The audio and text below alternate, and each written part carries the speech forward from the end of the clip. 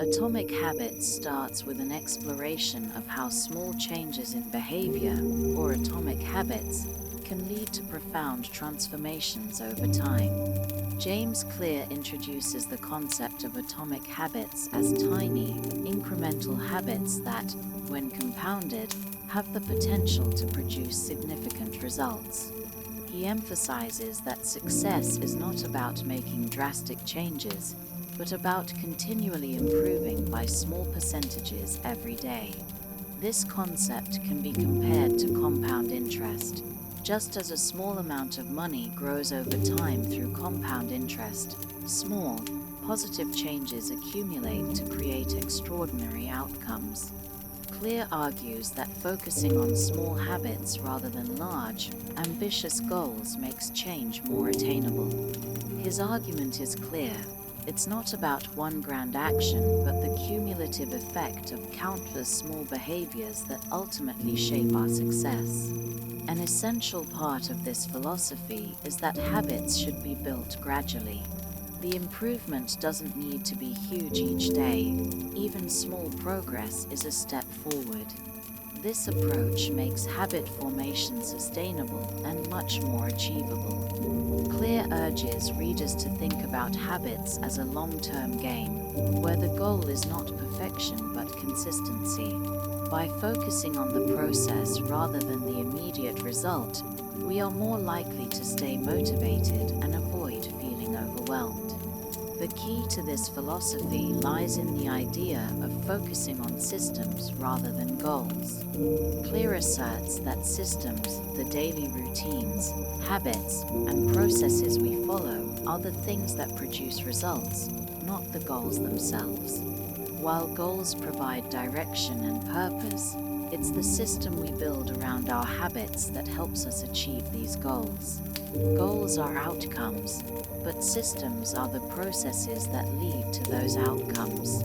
By focusing on refining and improving these systems daily, we are much more likely to experience success, as success ultimately comes down to the systems we create. In order to make lasting changes, Clear recommends a mindset shift from focusing on short-term rewards to building long-term habits that eventually lead to desired outcomes. When you prioritize systems over goals, you commit to continuous improvement rather than the immediate gratification of hitting a milestone. This mindset encourages consistency over short bursts of motivation. Success then becomes a natural byproduct of good systems, not something we have to constantly chase. Additionally, Clear challenges the notion that we need to make large, dramatic changes all at once. He suggests that small habits, though seemingly insignificant, can snowball into large improvements. He uses an example of British cycling and how small adjustments, such as optimizing sleep and nutrition, helped elevate the performance of athletes to unprecedented levels. When these habits were compounded over time, they resulted in major victories, demonstrating that even minor improvements can lead to extraordinary outcomes. In essence, the core message in this section is to focus on making small, consistent improvements every day, which will gradually compound into something extraordinary. Instead of aiming for radical change or quick success, we should concentrate on building better habits over time. Success, in Clear's view, is not about pushing for perfection, but rather about committing to continuous, incremental progress. Clear sets the stage for the rest of the book by making it clear that the pursuit of habits is a long-term, cumulative process. There is no need for drastic transformations in a short period. What matters is the effort we put into our habits and the systems we create. Atomic habits, when practiced consistently, will ultimately lead to significant changes in all areas of life. In Part 2 of Atomic Habits, Clear explains how habits work by introducing the concept of the habit loop, a four-step cycle consisting of cue, craving, response, and reward. Understanding this loop is critical for both creating new habits and breaking old ones. Each of the 4 steps plays a role in reinforcing behavior, and Clear helps us identify how we can manipulate the loop to change our habits for the better. The first element of the habit loop is the cue.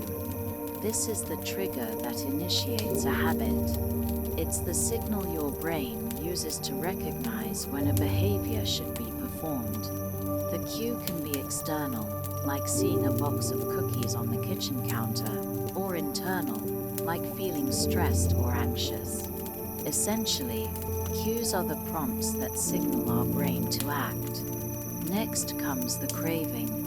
Cravings are the desires or feelings we seek to fulfill through a habit. It's not the habit itself that we crave, but the reward that we believe the habit will bring. For instance, if the habit is eating a cookie, the craving is the desire for the pleasure or satisfaction that comes from eating it.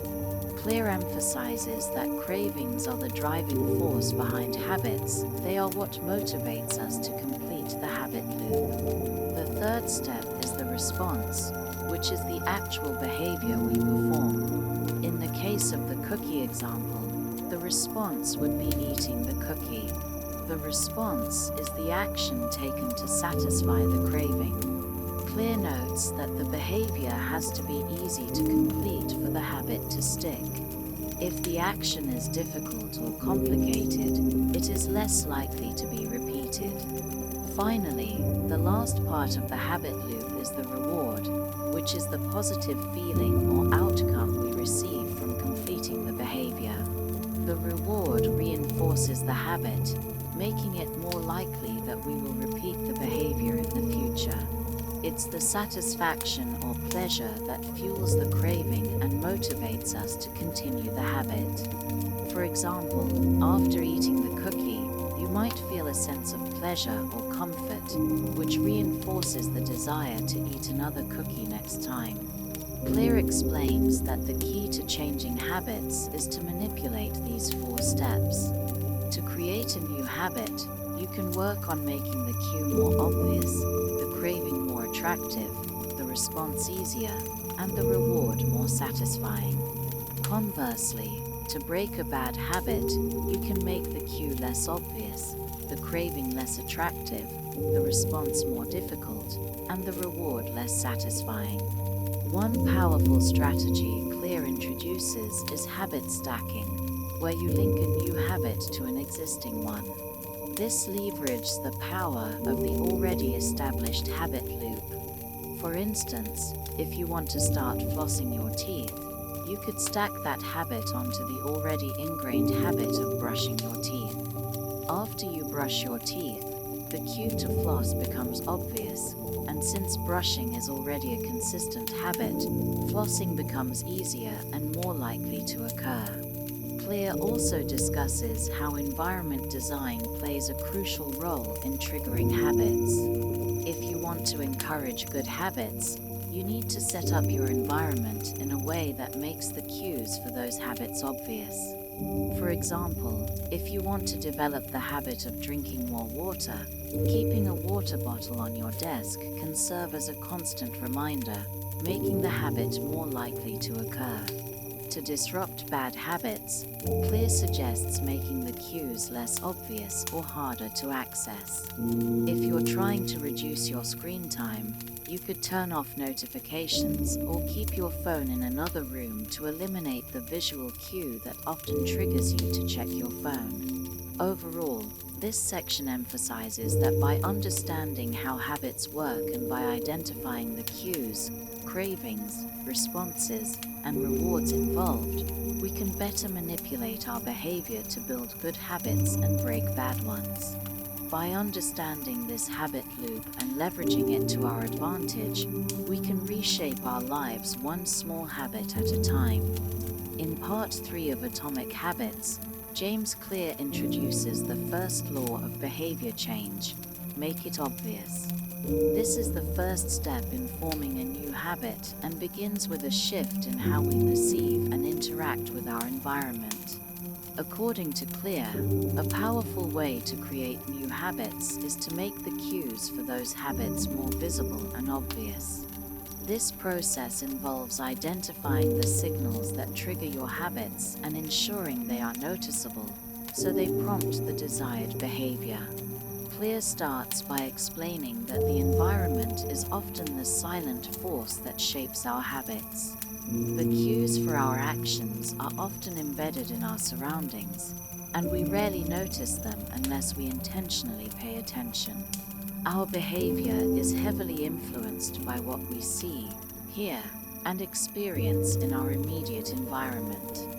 For example, if you're trying to develop a habit of reading every day, placing a book on your pillow will make it easier to remember, as the book becomes a visible reminder before bed. One of the most powerful tools Clear suggests to leverage when trying to make a new habit obvious is implementation intentions. He defines implementation intentions as specific plans that link an action to a particular time and place. This practice is a way to program your behavior by deciding in advance when and where you will take action. For example, rather than saying, "I want to read more books," you would say, "I will read for 30 minutes at 8 p.m. every day in my living room." This eliminates ambiguity and makes it easier to follow through. Clear emphasizes the importance of making new habits simple and easy to start by setting cues that trigger the desired action. This can be as simple as putting out your workout clothes in the morning if you want to exercise, or preparing a healthy snack the night before if you want to eat better. By preparing the environment to remind you to take action, you make it obvious what you need to do, which reduces the friction between intention and action. Another key concept Clear explores in this part is habit stacking, a technique that helps you pair a new habit with an existing one. Habit stacking is a way to use an existing routine as a cue for a new behavior. The idea is simple. Identify a habit you already do consistently and then stack a new behavior on top of it. For example, if you already brush your teeth every morning, you can stack a new habit by saying, "After I brush my teeth, I will do 10 push-ups." The act of brushing your teeth serves as the obvious cue to remind you to do the push-ups. By stacking a new habit on top of an already established one, you can make the new habit more automatic and easier to integrate into your routine. Clear also discusses the importance of noticing your cues, the triggers that prompt habits, because our automatic behaviors are often subconscious. We may not even realize what's causing us to act in a certain way. By observing and documenting our habits, we can identify when and why certain behaviors occur. This can be as simple as keeping a habit journal where you record when a habit happens, how you felt, and the circumstances surrounding it. Once you identify the cues, you can take intentional action to modify them or set up new cues that better align with the habits you want to build. To further reinforce the habit-making process, Clear suggests using visual cues that can trigger positive habits. For example, you could put a piece of fruit on your kitchen counter as a reminder to eat healthier, or place a yoga mat in the middle of your living room as a visual prompt to practice stretching each morning. These cues don't require any additional thinking or effort, they simply stand out as reminders for your next action. Another strategy for making habits obvious is to leverage the power of social influence. Clear points out that the people around us influence our behavior, often without us even realizing it. If you want to adopt a healthy eating habit, for example, you might want to spend more time with friends or family who share the same goal. The positive behaviors of others can become cues that subtly encourage you to act similarly. On the other hand, spending time with people who indulge in habits you want to avoid can trigger negative behaviors. By intentionally surrounding yourself with people who support your goals, you make it more obvious what actions you need to take to align with your desired habits. Clear also highlights the power of tracking your habits, which serves as a reminder of progress and reinforces consistency. Using a simple habit tracker, where you mark off each day you perform the habit, provides a visual cue of your streak. This not only reminds you of your goal, but also triggers feelings of accomplishment and motivation to keep going. The act of tracking becomes its own cue to continue, which helps turn a habit into a consistent part of your daily routine. The goal of making a habit obvious is to ensure that you encounter the cue for your new habit consistently. It's about changing the environment in a way that makes your desired actions more accessible, visible, and easy to act upon. By utilizing the principles of habit stacking, environment design, tracking, and social influence, you create a system in which your new habit is impossible to ignore. Clear stresses that our behavior is not entirely within our control, but the environment plays a significant role in shaping our habits. The first law, make it obvious, is about ensuring that the cues for your new habits are visible and noticeable, making it easier for you to remember to follow through on your desired behaviors. By using the strategies and techniques Clear outlines in this section, you will increase the chances of turning your new habits into automatic, ingrained routines. The ultimate takeaway from this section is that habits are not isolated actions, but are often embedded in the structure of our daily lives. By making habits obvious through careful design of our environment and making small, strategic changes to our routines, we can prompt our brains to act on these behaviors more effectively. Once you begin to focus on making habits obvious, they become harder to ignore and easier to incorporate into your life. James Clear's exploration of the second law of behavior change, make it attractive, delves into the role of desire and motivation in habit formation. This principle emphasizes that the more appealing a habit feels, the more likely you are to engage in it. The goal is to associate positive emotions with the habit you want to build, making it irresistibly attractive to your brain. Clear argues that by manipulating your perception and tying habits to rewarding experiences, you can significantly increase your chances of success. Habits are driven by dopamine, the brain's reward chemical. Clear explains that dopamine spikes not just when we experience pleasure, but also in anticipation of it. This means that the craving for something enjoyable is often stronger than the enjoyment itself. Understanding this neurological process is key to making habits attractive. When a habit is associated with something pleasurable, the brain begins to crave the habit itself. For example, if you reward yourself with your favorite snack after a workout, your brain will start associating exercise with the pleasure of the snack. Over time, the craving for the reward can help cement the workout as a habit. One of the most effective strategies to make a habit attractive is temptation bundling, which involves pairing a habit you want to develop with an activity you already enjoy.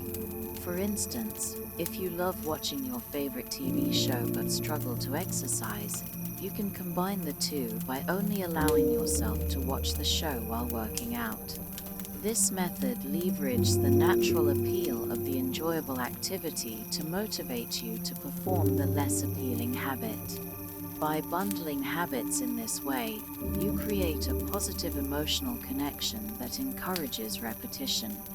Clear also introduces the concept of social norms as a powerful motivator. Humans are social creatures, and we are naturally inclined to mimic the behavior of those around us. This phenomenon, known as social proof, plays a significant role in shaping our habits. If you surround yourself with people who embody the habits you aspire to develop, Their influence can make those behaviors seem more desirable and attainable. For example, joining a fitness group can make exercising more attractive because it provides a sense of community and belonging. Seeing others engaged in the same habit reinforces the idea that it's normal, desirable, and achievable. The author emphasizes the importance of reframing habits to make them appear more appealing. Often, our perception of a habit determines whether we find it attractive or not. For instance, instead of thinking, "I have to go to the gym," you can reframe it as, "I get to work on my fitness and feel stronger." This subtle shift in perspective transforms the habit from a chore into an opportunity. Clear points out that by focusing on the benefits and positive outcomes of a habit, you can train your brain to view it more favorably. Another critical aspect of making habits attractive is the concept of identity-based habits.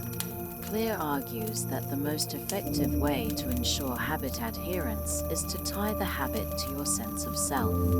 When you align your habits with your identity, they become more appealing because they reinforce your desired self-image. For example, if you see yourself as a healthy person, you're more likely to find exercising attractive because it aligns with your identity. By internalizing the belief, "I am the type of person who takes care of my health," the actions that support this identity naturally become more desirable. Clear also touches on the impact of cultural influences on habits. The culture we grow up in and the communities we belong to often dictate what we find attractive. For example, if you're part of a group that values intellectual growth, you may find reading and learning more appealing. Conversely, if your social circle prioritizes leisure and indulgence, you may struggle to adopt productive habits. By intentionally choosing environments and communities that align with your desired habits, you can make those habits more attractive through cultural reinforcement. To make habits even more compelling, Clear suggests adding elements of immediate gratification. While most beneficial habits provide long-term rewards, the human brain is wired to prioritize instant gratification. By incorporating small, immediate rewards into the habit loop, you can create a more satisfying experience in the present moment. For instance, if your goal is to save money, you could create a visual tracker that allows you to see your progress immediately. Each time you save, the act of updating the tracker provides a sense of accomplishment, making the habit more enjoyable. Clear also highlights the importance of removing negative associations that might make a habit unattractive. Often, our resistance to a habit stems from mental barriers or unpleasant memories associated with it. By identifying and addressing these negative triggers, you can reduce the mental friction that makes a habit seem unappealing. For example, if you dislike cooking because it feels overwhelming, breaking it down into smaller, manageable steps can make the habit less daunting and more attractive. The second law, make it attractive, is about leveraging the brain's natural inclinations toward pleasure and reward to your advantage. By associating habits with positive emotions, bundling them with enjoyable activities, and aligning them with your identity, you can make even challenging habits feel desirable. This principle underscores the importance of motivation in habit formation and provides practical strategies to ensure that your brain craves the habits you want to build. Shifting how you perceive and approach habits is a powerful way to make them stick. When habits are tied to things you find inherently pleasurable or rewarding, they become not just tasks to complete but experiences to look forward to. By combining these strategies, you can transform even the most mundane habits into attractive parts of your daily routine. This process sets the stage for sustained behavior change, making it easier to integrate new habits into your life seamlessly. James Clear's third law of behavior change, make it easy, emphasizes that the key to building lasting habits lies in reducing friction and making the desired behavior as effortless as possible. Clear argues that habits are not about willpower or motivation. They are about removing barriers and optimizing for ease. By designing your environment and routines to support the path of least resistance, you can establish habits that feel almost automatic. The foundation of this principle lies in the idea that human beings tend to choose the easiest option available. If something requires too much effort, we're likely to procrastinate or avoid it altogether. This is why bad habits are so pervasive. They're often the simplest and most accessible behaviors. For instance, it's easier to grab a bag of chips from the pantry than to prepare a healthy meal. Clear explains that to build good habits, you must reverse this dynamic by making positive behaviors more convenient and undesirable ones more difficult. One of the most impactful strategies for making habits easy is to focus on the concept of reducing friction. Friction refers to the physical or mental barriers that make a behavior harder to perform. For example, if your goal is to work out regularly, but your gym is a 30-minute drive away, the inconvenience of travel adds friction to the habit. To address this, you can choose a gym closer to home, set up a workout space at home, or even simplify your routine by starting with just a few minutes of exercise each day. The easier it is to start a habit, the more likely you are to follow through. Clear also introduces the concept of the 2-minute rule, which suggests that any habit can be started in under 2 minutes. The idea is to scale down a habit to its simplest form, making it so easy that you can't say no. For instance, if you want to build a habit of reading, start by committing to reading just one page. If you want to exercise, begin with a single push-up or a brief walk around the block. Once you've initiated the habit, it becomes easier to continue because starting is often the hardest part. This strategy helps overcome inertia and builds momentum, which is critical for habit formation. Another important aspect of making habits easy is habit automation. Clear suggests that by designing your environment to support your desired behaviors, you can remove the need for conscious decision-making. For example, if you want to eat healthier, you can pre-cut fruits and vegetables and place them at eye level in your refrigerator, making them more accessible than junk food. If you want to exercise in the morning, lay out your workout clothes the night before. By automating the setup for your habits, you eliminate the small decisions that can derail your intentions. The author emphasizes the importance of starting small and gradually increasing effort over time. This approach, known as habit shaping, allows you to build a strong foundation without overwhelming yourself. Clear likens this process to planting a seed. It starts small but grows over time with consistent nurturing. For example, if your goal is to run a marathon, you don't begin by running 10 miles on your first day. Instead, you start with short runs and gradually increase your distance as your endurance improves. By focusing on consistency rather than intensity, you make the habit easier to sustain in the long term. Clear also highlights the role of environmental design in making habits easy. Your surroundings have a significant impact on your behavior, often more than you realize. If your environment is cluttered or filled with distractions, it's harder to focus on positive habits. By organizing your space to minimize distractions and promote productive behaviors, you create a context that supports your goals. For instance, if you want to read more, keep books invisible, easily accessible places instead of hiding them on a shelf. If you want to use your phone less, place it in another room while you work. The third law also addresses the importance of breaking bad habits by increasing friction. While making good habits easy is crucial, it's equally important to make undesirable behaviors more difficult. For example, if you want to stop mindlessly scrolling through social media, you could delete the apps from your phone or log out after each use. These small changes create additional steps, which act as deterrents, making it less likely that you'll engage in the habit. Another strategy Clear discusses is the use of implementation intentions, a plan that specifies when, where, and how you'll perform a habit. By setting clear intentions, you remove ambiguity and make the habit easier to execute.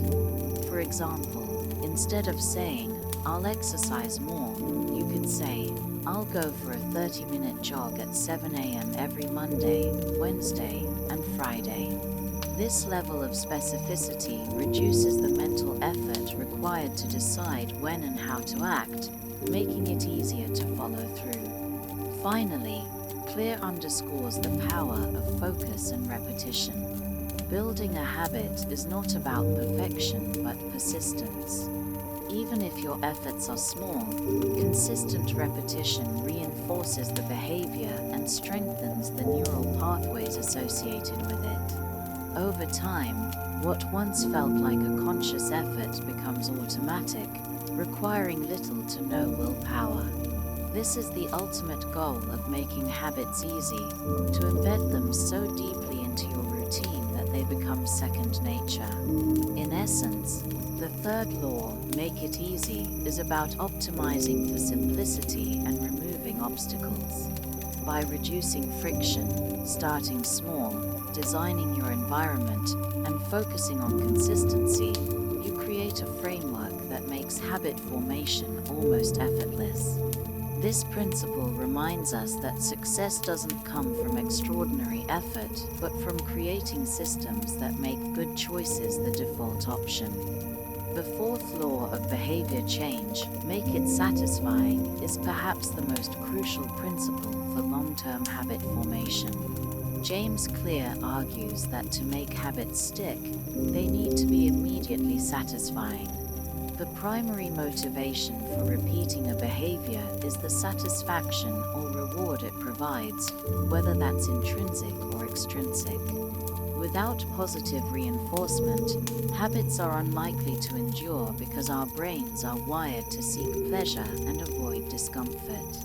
Clear dives into the science behind this law, explaining how immediate rewards play a crucial role in strengthening behavior and making it sustainable.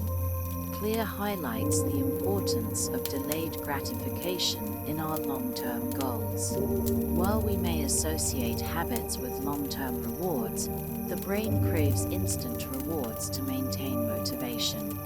That's why habits that offer quick satisfaction are more likely to stick, whereas those that are delayed often get abandoned in favor of more immediately gratifying activities. For example, if you're saving money for the future but don't feel the immediate satisfaction of reaching a milestone, you may find it difficult to stay motivated. On the other hand, habits like eating chocolate or scrolling through social media give an instant rush of pleasure, making them harder to break.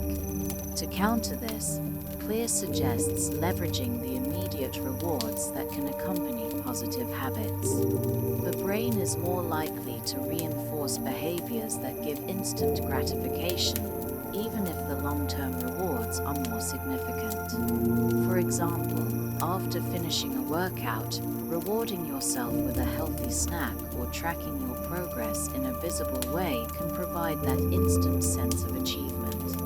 These small, satisfying moments play a crucial role in embedding a habit into your life.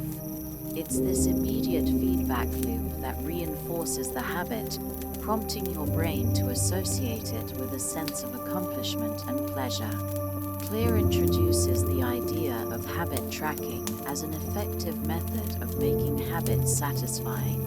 By visually tracking your progress, you create a tangible representation of your efforts, which can provide a sense of satisfaction and motivation. This could be as simple as marking an X on a calendar every day you successfully complete your habit, or using a habit tracking app. The act of seeing a streak of consistent days or checking off a box gives you a sense of accomplishment that reinforces your commitment to the behavior. Over time, these visual cues can become a powerful motivator, pushing you to continue the habit to maintain your streak. Another method Clear suggests to make habits satisfying is reinforcing the habit with social rewards. Humans are social beings, and the approval or recognition from others can have a profound impact on our behaviors.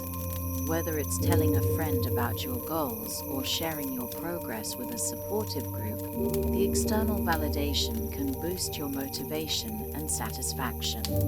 This form of accountability works because it taps into our social instincts. When others recognize our efforts, it validates the habit and creates a sense of pride and accomplishment. Clear also discusses the role of positive feedback loops in reinforcing habits. These feedback loops work by creating a cycle where the habit itself provides satisfaction, which in turn motivates you to repeat the behavior. For example, when you start exercising regularly, you may feel physically stronger or experience a sense of accomplishment. This positive outcome motivates you to continue exercising, creating a reinforcing loop that supports the habit over time. The key is to find and celebrate these small wins, no matter how seemingly insignificant they may be. Clear also acknowledges the difficulty of making habits satisfying when the immediate rewards are not inherently pleasurable. This often occurs with long-term goals, such as saving money or learning a new skill, which don't offer immediate gratification. In these cases, reframing the habit can make it more enjoyable. Instead of focusing on the eventual outcome, you can focus on the enjoyable aspects of the process itself. For example, if you're trying to learn a new language, you might find satisfaction in the sense of progress you experience, even if fluency is still far away. Breaking the process into smaller milestones can provide frequent rewards and help maintain motivation. Additionally, Clear suggests making use of the never miss twice rule. If you fail to complete a habit one day, don't let it slide into a full-blown failure. Missing one day is inevitable, but missing 2 days in a row signals that the habit may be slipping. Clear recommends focusing on getting back on track immediately, which maintains the psychological momentum that helps you stay consistent. By treating a single failure as an anomaly rather than the end of the habit, you avoid the feeling of defeat, which can erode your satisfaction and motivation. The idea is that consistency is far more important than perfection, and the sooner you re-engage with your habit, the better. The concept of temptation bundling, discussed earlier in the book, is another way to make habits more satisfying. This technique involves pairing a behavior you want to do with something you enjoy. For example, you might pair your morning jog with listening to your favorite podcast or audiobook. This tactic not only makes the behavior itself more enjoyable, but also enhances the sense of satisfaction by creating a pleasurable experience. When you associate a positive habit with something you enjoy, the habit itself becomes a source of satisfaction, which increases the likelihood that you'll repeat it. Clear also talks about the importance of creating a reward system that fits your unique preferences. What makes a habit satisfying for one person may not work for another. For some, immediate gratification may come from seeing progress in a journal or on a digital tracker. For others, the reward might be a social acknowledgement or a tangible prize. The key is to personalize the reward system so that it feels meaningful to you. When you design a reward that resonates with your values and desires, the habit becomes more compelling and enjoyable to repeat. Finally, Clear points out that making habits satisfying is not just about creating rewards, but also about cultivating a sense of pride. When you accomplish a habit, it's essential to feel a sense of pride and ownership in your achievement. This positive emotional feedback strengthens your identity and makes the habit more intrinsically rewarding. Over time, as you consistently practice the habit, you begin to view it as a part of who you are, reinforcing its long-term success. The fourth law of behavior change teaches us that to make a habit last, it must be satisfying. By incorporating immediate rewards, tracking progress, utilizing social recognition, and framing the habit in a way that feels rewarding, you increase the likelihood of sticking with it. This principle encourages us to celebrate even the smallest successes, as these positive reinforcements build the foundation for lasting change. Ultimately, by making habits satisfying, you create a cycle of reinforcement that keeps you motivated and committed to your goals. In this section, James Clear delves deeper into the psychology of habits, focusing on how you can take your habit-building process from ordinary to extraordinary. After you have established a solid foundation of habits that are easy to repeat, satisfying, and effective, the next step is to optimize your behavior and reach higher levels of personal mastery. Clear introduces advanced tactics for refining your habits, making them more efficient, and pushing yourself beyond the basics. These tactics build on the fundamental laws of behavior change and are designed to help you go from simply doing to excelling. One of the first advanced tactics Clear discusses is the Goldilocks rule, a principle that suggests that humans perform best when they are working in the just right zone of difficulty. This is the sweet spot where tasks are neither too easy nor too hard, but challenging enough to keep you engaged and motivated. Clear explains that when a task is too easy, you quickly lose interest. If it's too difficult, you feel overwhelmed and may give up. The Goldilocks rule helps you stay engaged in your habits by making them just challenging enough to spark your interest and encourage growth. For example, imagine you're learning to play the piano. If you're practicing songs that are too simple, you'll become bored. If the music is too complex, you'll feel frustrated. But if you practice pieces that are slightly above your current skill level, you'll experience a sense of accomplishment as you improve, which boosts motivation and encourages continued practice. The Goldilocks rule, then, emphasizes the need for habits that push you to grow, but not to the point where they overwhelm you. Clear also addresses the importance of identity-based habits in the process of achieving greatness. Rather than focusing solely on outcomes or goals, he suggests a shift in perspective. Focus on who you want to become, not just what you want to achieve. This principle revolves around the idea of seeing your habits as part of your identity. The most powerful habits are those that align with the person you want to become, which makes it easier to remain consistent.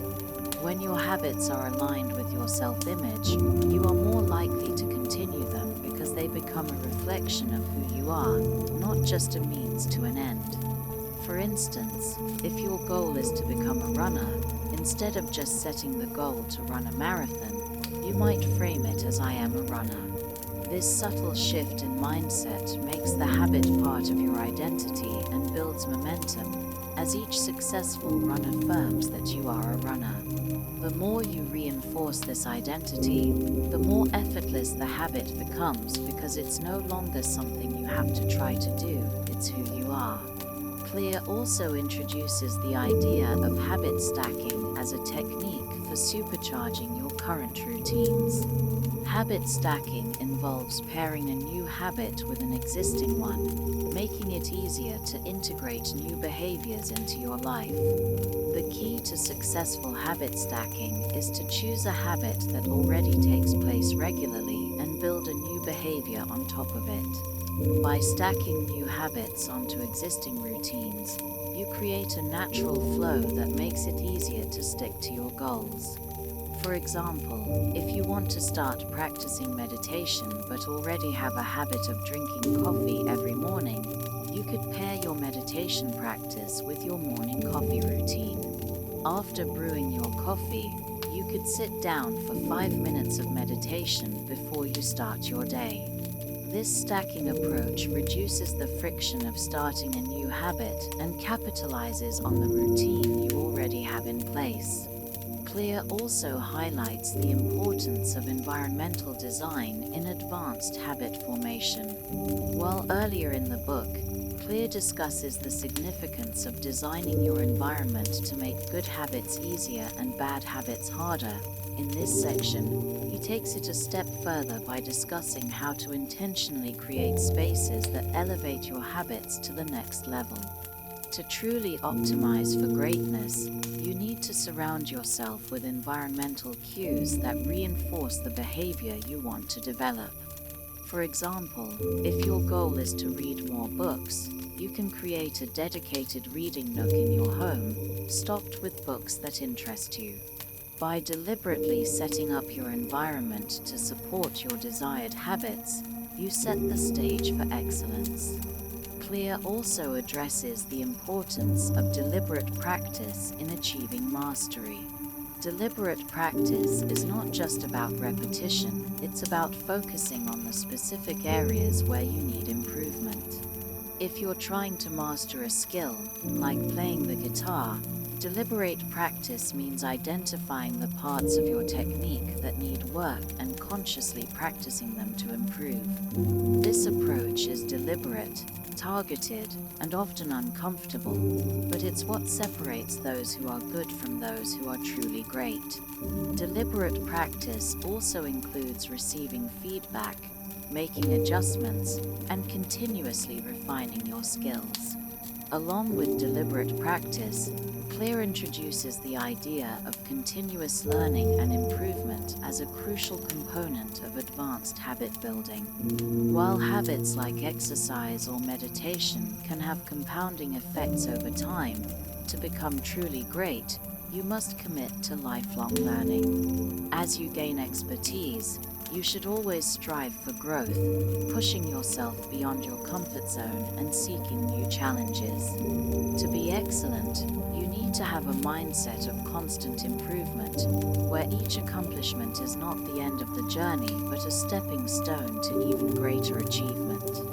Another important concept Clear explores is the role of social groups and communities in advancing habits. He argues that the people you surround yourself with play a significant role in your success. If you're part of a group that encourages your growth, whether it's a fitness community, a book club, or a group of like-minded professionals, you'll be more motivated to excel. Social pressure and accountability can push you toward higher standards, making it easier to achieve greatness in your habits. Clear emphasizes the power of surrounding yourself with people who support your identity and goals, as they will naturally lift you up and encourage your progress. In conclusion, Clear suggests that achieving greatness is a gradual process, built on a foundation of consistency, targeted practice, and an environment that supports your goals. The advanced tactics outlined in this section are designed to take your habits from basic to exceptional by focusing on growth, identity, and continuous learning. By implementing these strategies and keeping your focus on small, incremental improvements, you can achieve remarkable results and go beyond just building good habits to truly mastering them. With these tactics in place, you'll be able to push past mediocrity and pursue excellence in all aspects of your life. The process of forming and maintaining habits is rarely linear. While we might expect rapid progress when we first start a new habit, there's often a plateau where growth seems to slow down or even stop entirely. Clear calls this phenomenon the plateau of latent potential, a concept that explains why early efforts can feel discouraging. This plateau occurs because, despite the hard work we put in, we don't immediately see the results. However, Clear argues that this phase is not a failure but a natural part of the process. The key is understanding that results compound over time, often invisibly at first, and that persistence during this period is essential for long-term success. When you embark on a new habit, like exercising regularly or learning a new skill, the initial stages are filled with motivation, excitement, and quick progress. You might feel a noticeable improvement, such as gaining strength or learning new words in a language. However, after a few weeks or months, you may hit a wall. Your progress becomes less apparent, and you may begin to question whether your efforts are even worth it. This is where the plateau of latent potential comes into play. At this stage, it often seems like you're not progressing, but that's a misconception. Clear emphasizes that small actions accumulate and that the results of our efforts aren't always visible at first. Much like an ice cube that takes a while to melt, our efforts can slowly build up underneath the surface before they finally break through. He uses the analogy of an ice cube to explain this concept. If you raise the temperature just a few degrees, it doesn't seem to have any effect until the ice suddenly melts. Similarly, the hard work you're doing in your habits may seem to be yielding little in the moment, but the results will eventually emerge. This is the reason why consistent effort, even when results aren't immediately visible, is so important. The key to overcoming this plateau and continuing on your path to success lies in developing patience and embracing the process. Clear notes that most people fail at this stage because they expect quick rewards and lose motivation when they don't see immediate results. This is why it's critical to shift your focus from the immediate outcome to the process itself. Instead of becoming fixated on achieving a specific result, like a certain weight or a specific amount of knowledge, concentrate on the habit itself and the progress you make day by day. By focusing on showing up and practicing consistently, you allow yourself to continue building momentum, even if it feels like you're stuck in place. Another aspect of enduring this plateau involves recognizing the role of delayed rewards. Clear explains that the most meaningful rewards often come after long periods of persistence. For example, if you're working towards financial freedom or a career goal, you might not see substantial results for years. But over time, the consistency of your efforts adds up, and those seemingly small actions compound into significant achievements. One of the most powerful mindsets you can adopt is understanding that the true reward is the transformation you undergo in the process of striving toward your goal, not just the end result. This shift in perspective helps you stay motivated and grounded during the plateaus of your journey. To illustrate this point, Clear draws on the example of professional athletes. They don't experience exponential improvement every time they practice, but they know that small, incremental gains will accumulate over time. Athletes who commit to their training schedules despite the lack of immediate rewards understand that their consistency pays off in the long run. This understanding helps them push through tough phases, knowing that their plateau is just a temporary part of the process, not the end. Clear also introduces the concept of identity transformation during this phase. As you keep working on your habits and building your identity around those habits, the plateau itself becomes less discouraging. The more you view your efforts as part of who you are, whether that's a runner, a writer, or a learner, the more naturally these efforts will come. At this stage, your focus shifts from achieving a result to embodying a new identity. You stop thinking about the results as something external and start to view them as part of your ongoing transformation. This identity-based approach keeps you grounded and focused on the long-term process, even when results seem scarce. Clear stresses the importance of embracing the long-term vision and focusing on the big picture. While you might not see the fruits of your labor immediately, every day of effort builds towards something greater. He emphasizes that success isn't just about achieving a goal, but about the habits you've developed and the identity you've forged along the way. The beauty of habits lies in the fact that they eventually shape your life in a profound way, often beyond what you might have expected. Even when the outcomes are not immediately visible, habits continue to shape your future by laying the foundation for the person you will become. Clear also suggests that celebrating small wins during the plateau phase can help maintain motivation and morale.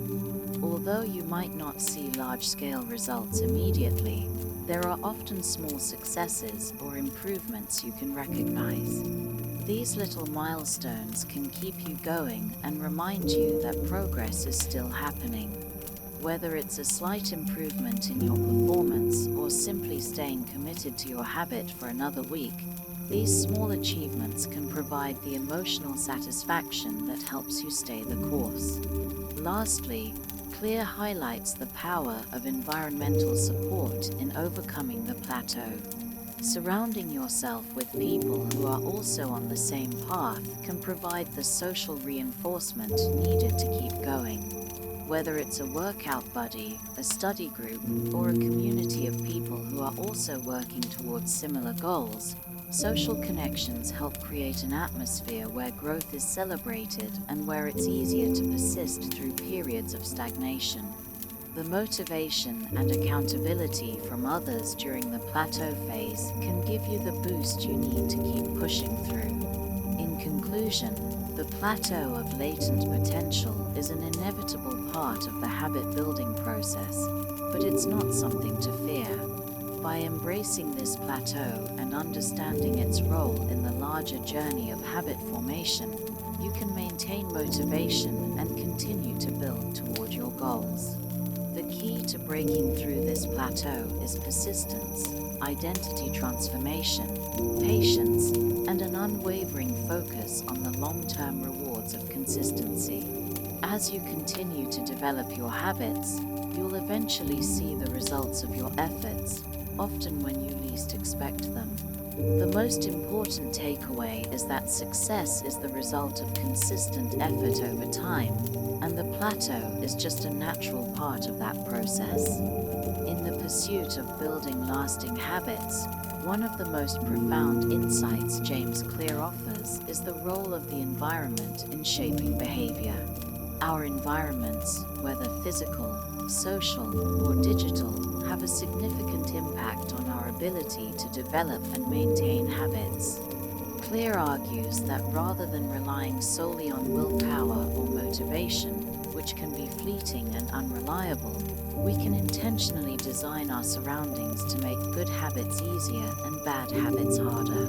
In fact, one of the most powerful tools for habit formation lies in environmental design, a concept that suggests we can shape our behaviors by shaping the spaces and contexts in which we live. Environmental cues are the silent influences of our actions. Every environment we inhabit has a set of cues or triggers that prompt us to behave in certain ways. Whether it's the sight of a candy bar in a convenience store or the presence of a running track in a park, these cues can either encourage or discourage particular actions. Clear explains that by becoming aware of these cues, we can use them to our advantage. A well-designed environment can make positive behaviors automatic, while an unsupportive environment can make it all too easy to slip into bad habits. Take, for example, the simple act of eating healthy. If your kitchen is stocked with nutritious food, it becomes easier to eat healthily. On the other hand, if junk food fills your cupboards, you may find yourself reaching for unhealthy options when hunger strikes. This is not just about self-control, it's about eliminating friction for good behavior and increasing friction for bad habits. By setting up your environment to make the desirable behavior more convenient, you make it far easier to succeed.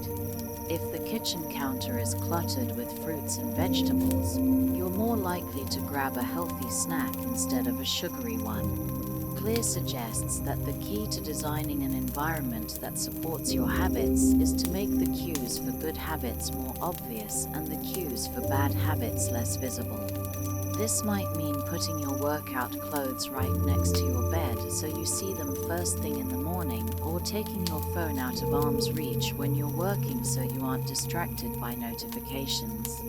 The more effort it takes to engage in a bad habit, the less likely you are to do it. Conversely, the more accessible a good habit is, the more likely you are to follow through. The environment isn't just limited to our physical spaces, though.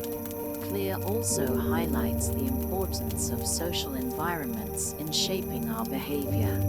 The people we spend time with, our friends, family, co-workers, have a profound influence on our habits. Humans are inherently social creatures, and we tend to imitate the behaviors of those around us. This concept is known as social contagion.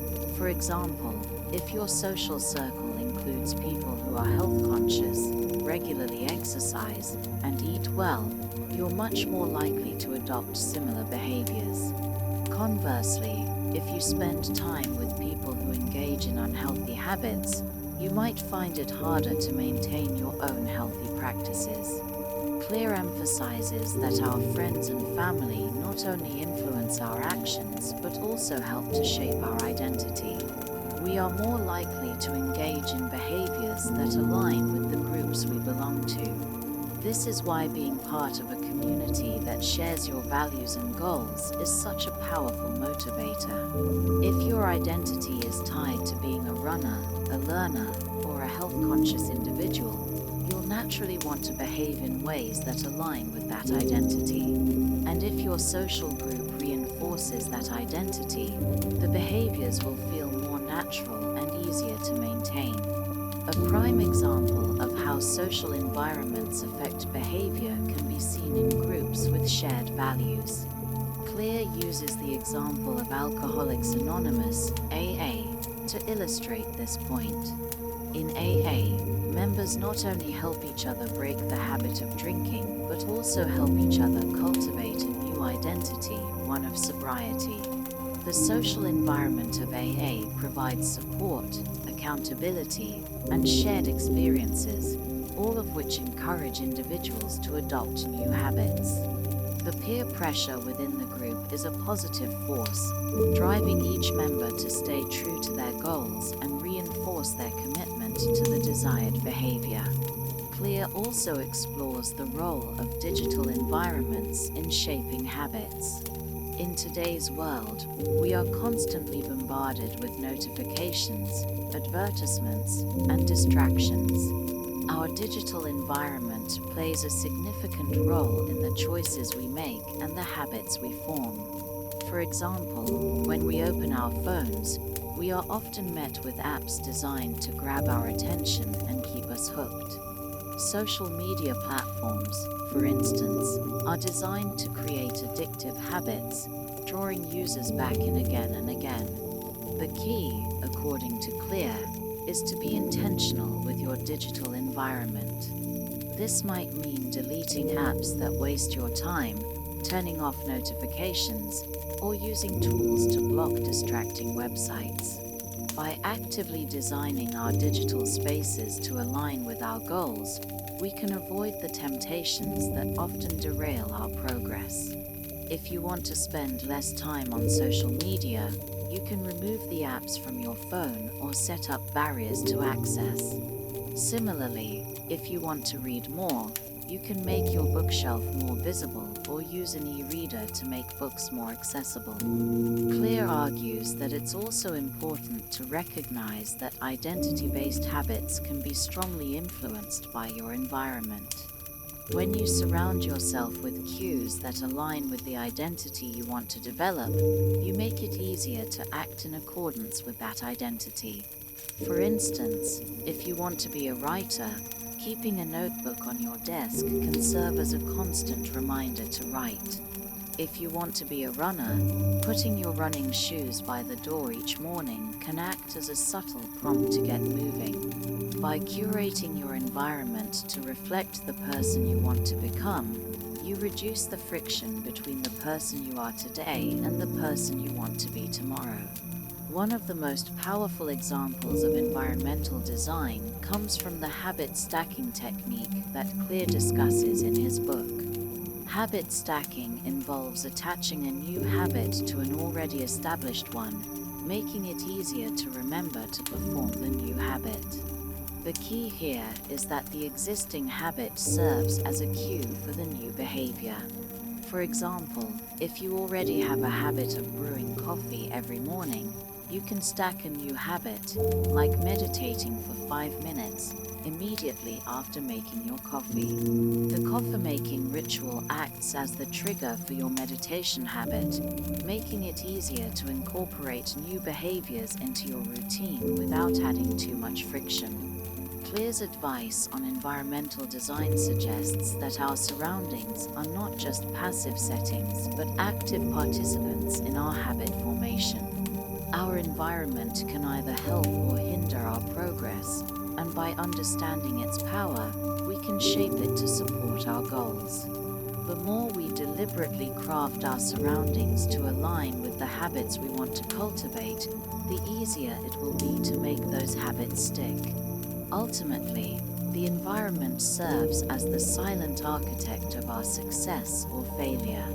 By using the environment to our advantage, we can make positive behaviors automatic and minimize the temptations and distractions that pull us away from our goals. In conclusion, Clear's argument that environmental design is one of the most powerful tools for habit formation cannot be overstated. Whether it's our physical spaces, social circles, or digital environments, our surroundings deeply influence our behavior. By actively shaping these environments to support the habits we want to form, we make it easier to succeed and harder to fall into bad habits. Clear's insight is that success is not just about willpower, but about creating an environment that naturally encourages the behaviors you want to adopt. With the right environment, habits become automatic, effortless, and sustainable over time.